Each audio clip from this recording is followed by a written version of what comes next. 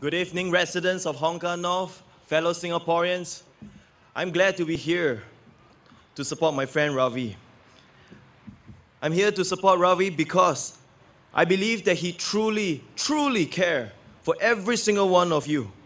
So yesterday, Ravi was the first speaker at our rally at Bishan Toa Payoh. He spoke with such passion. He spoke with such energy. His voice, it boomed throughout the entire stadium as the crowds responded with loud cheers. I guarantee you, this guy right here, he has such passion for Singaporeans. You will hear it not just in his voice, you will hear it in his steps, you will hear it in his handshake, you will feel it in every ounce of his words. This man right here truly is a people's politician.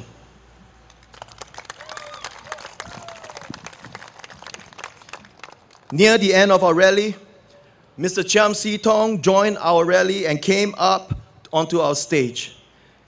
Despite his age, Mr. Chiam stood up, spoke to the crowd for 7 minutes. His voice was weak. He spoke slowly. You know, after that, a reporter took me to one side and he asked me a question. He said, "What do you think of Mr. Chiam's speech? Did you think that since it took such a long time and most part of it was not heard, that it was very useful?" I told him, Mr. Chiam has already spoken enough for 27 years as an opposition MP. But what was clear was that the people on the ground connected with Mr. Chiam. He didn't need to use words to speak. His presence, his spirit is enough to convey his passion and love for Singaporeans.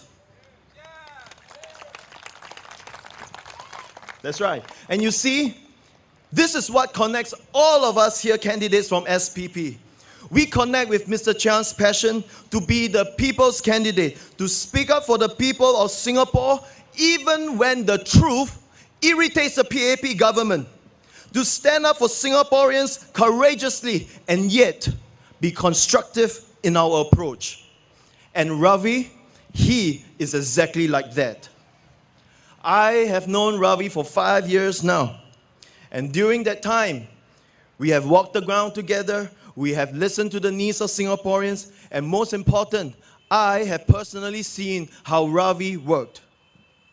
He has spoken up on income inequality. He held press conferences together with me and Jeanette to share policy changes to the CPF, population white paper, and transportation. He is able to work on top-level policy issues. He was a chief editor of the Online Citizen. He definitely knows how to deal on the intellectual level. But he's not just a thinker. He is also a compassionate doer. I remember in May 2012, there was a lift landing fire at Toa Payoh.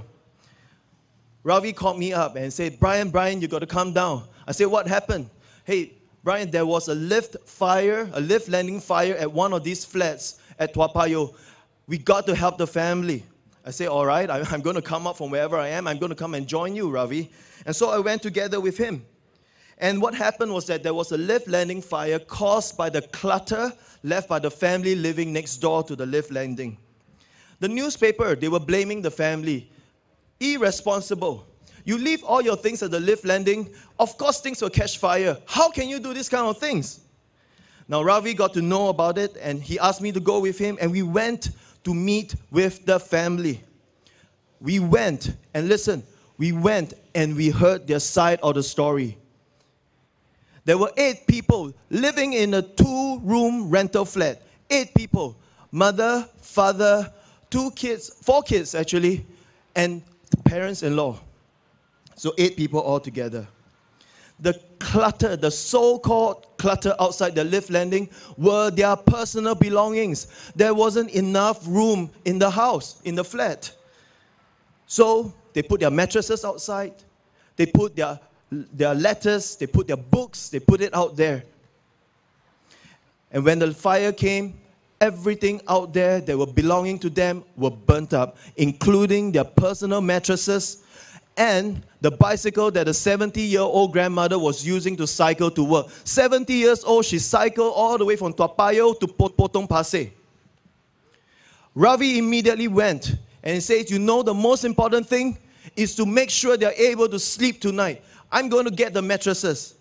And he went to buy biscuits and food and rice for the family. I went together, I went to Cash Converters and I got a bicycle for the auntie. And I said, Auntie, please use this. I wish I can do more, but car, very expensive in Singapore. Now, I would prefer that a 70-year-old grandmother wouldn't have to work in Singapore, but that's a separate story. The infuriating thing was this. Now, already 8 people in a 2-room flat, personal belongings already burnt up. They received a letter. It was a fine, $100 fine for being inconsiderate, for causing the fire. The town council fined them. They didn't even bother to find out and understand the situation. The MP didn't even come down to help them out. It is said that the town council is supposed to help you, help the people, serve the people. Instead, they came in and added to the problem. Ravi wrote in, say, I'll help you appeal against the fire fine, right? The fine that you got, hopefully on compassionate grounds. But if you cannot, I'll pay for it from my own pocket.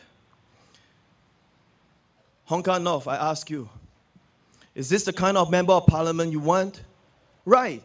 This is the kind of member of parliament that you want. Someone who can be there when you need him to be. And someone who can speak up for you when you really need him to speak up for you in parliament.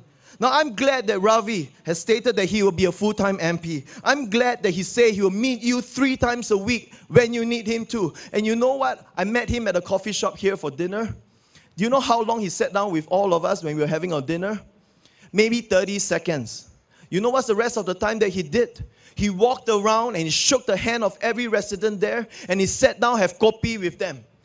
This is the kind of member of parliament that you want, who understands intellectual issues, but he also cares for the people. He connects with the ground. He sits there just like one of you. He sits there and he cares for you. This is the kind of member of parliament. We are talking about politicians. We are not talking about scientists. We're not talking about lawyers. We're not talking about engineers sitting in parliament and thinking that they know all the answers. We need people who can come here, sit down with you and say, you know what? People, listen to me. You know what? I'm available. You are not alone. We are in this together.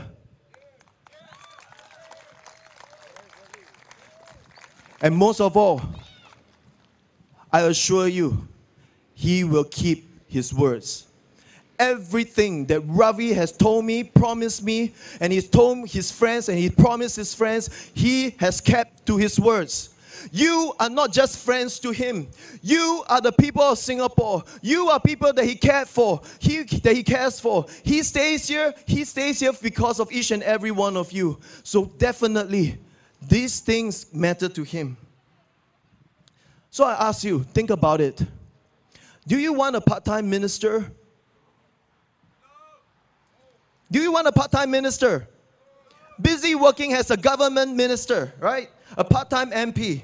Or do you want an MP who will work full-time for you and be there when you need him to be? Do you need a full-time MP and be there when you need him to be? So vote for Ravi. Vote for somebody who truly has walked the ground. He has made such an effort, even though he said that, you know what, I'm sorry I came in late, but I make an effort to knock on every single door before polling day. And this man has done it. Now, look at it. Look at his size, right? So he has lost a lot of weight just because he knows it's important to knock at that door, make sure he shakes your hand, look you in the eye and say, I care and I want to be your member of parliament. So vote for Ravi and vote for SPP.